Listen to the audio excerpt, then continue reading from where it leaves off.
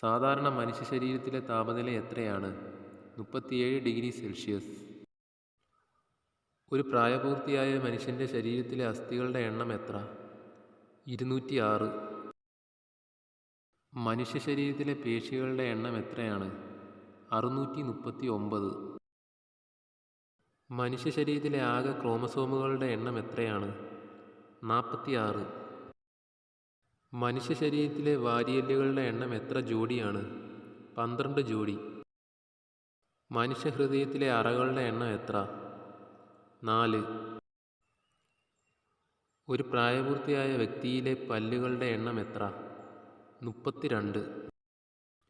അസ്ഥികളെക്കുറിച്ചുള്ള പഠനം ഏതു പേരിൽ അറിയപ്പെടുന്നു? ഓസ്റ്റിയോളജി.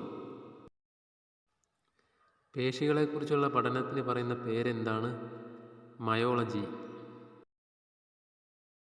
കരളിനെക്കുറിച്ചുള്ള പഠനം ഏതാണ്? ഹെപ്പറ്റോളജി. വൃക്കകളെക്കുറിച്ചുള്ള പഠനശാഖ ഏതാണ്? നെഫ്രോളജി.